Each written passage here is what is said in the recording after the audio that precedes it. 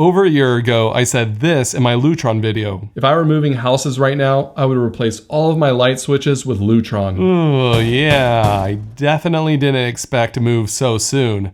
I guess it's time to put my money where my mouth is. If you follow the channel for a while, you'll know I've used a wide range of smart devices, including smart switches, from inexpensive to high-end and everything in between. If I can save some money and get a less expensive device, I usually will.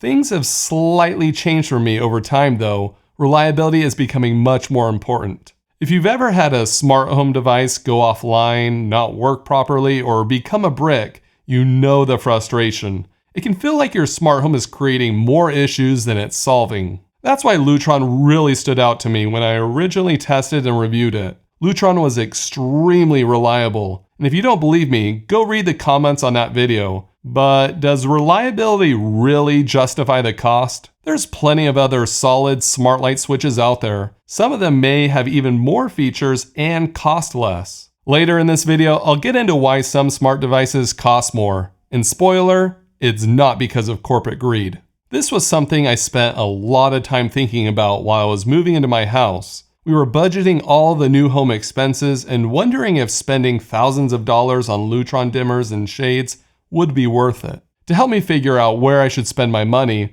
I thought about what smart devices I use the most, and lighting was at the top of the list. So we decided we wanted to invest in smart lighting that will last a long time. We were finally like, okay, let's do this. Let's spend a lot on Lutron dimmers. And so far it's been great. My family loves them and we've had zero issues. They are not perfect though. The buttons are difficult to press sometimes, and I wish I could run other smart home scenes with multiple button presses. That's why I'm also using a few other smart light switches as well, like Brilliant, Zeus, and Innovelli, since they can control smart light bulbs and run scenes. So technically I'm not getting Lutron for every switch, but there will be a lot. I also get asked often my thoughts on getting a bunch of less expensive Wi-Fi switches like Kasa.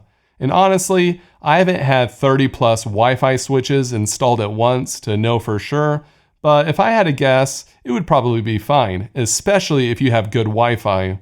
I'm just playing it safe by paying a little extra for Lutron, but it doesn't mean it's the right thing for everyone. When it comes to smart shades, we had a similar discussion between Lutron and IKEA. The Lutron Serena shades are highly rated, but very pricey. The IKEA shades were much less expensive and also highly rated. What it really came down to though was the window size. The IKEA shades have a few widths to choose from, but only up to 48 inches.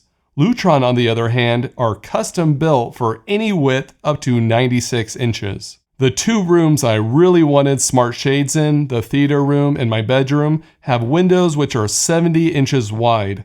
That pretty much ruled out IKEA. So we ended up going with Lutron in those two rooms and IKEA for a few other rooms with smaller windows. Lutron did give us a small discount for the shades, but we still paid a lot of money for them. But let me tell you, these things are awesome. When I set them up, I was wondering how I was going to set the length like you do on the IKEA shades. I connected them to the SmartBridge and it turns out you don't have to set the length. Lutron does that for you so they work out of the box, which is a good surprise. The shades are also way quieter than I expected, like nearly silent,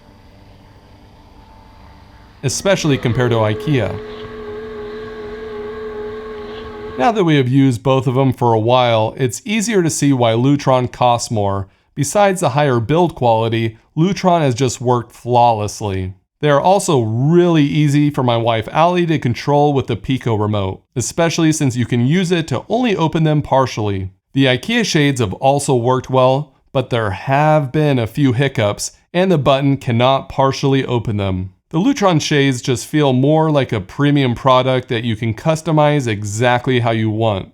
In the end, we are happy we spent a little more on these in a few rooms. The big question is, why do products like Lutron, Philips Hue, and others cost so much? Lutron Caseta came out around 7 years ago and the prices haven't really come down much, if at all. So why are they still so expensive? The reason is software, not hardware. As some of you know, I was a full stack developer for years, and I saw firsthand how much it costs to develop and maintain quality code. I would develop an iOS app and then Apple would update a library and break everything.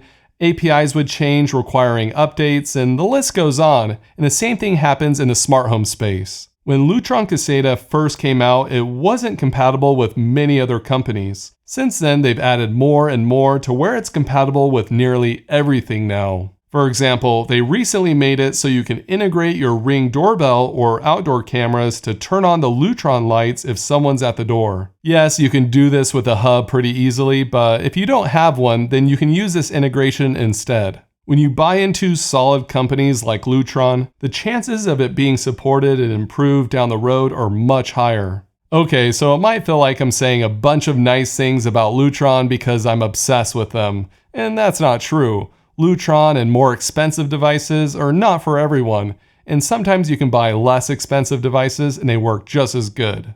But the reason companies like Lutron are important is that they are raising the bar for the whole smart home space. There are too many smart home companies that fail, and we need smart home devices that are well supported and good long-term investments. One way we have lessened the blow of buying so many Lutron switches is by spacing them out when we buy them. Pretty much every time I go to Home Depot, I buy a few more switches. That way I don't have a huge pile of switches I need to install in one day. Then I can slowly automate them as I set them up. I know it's hard to pull the trigger on more expensive smart home tech, but when it's higher quality, it can make a huge difference. And there's still plenty of other smart home tech that I spend less money on, and it's really up to you what's worth it. Hey, Reed. Let's take a break from buying light switches. I'll sell a few things around the house. Okay, but what are you gonna sell? All right, kids, come on. We're having a picnic for dinner. Where's the table?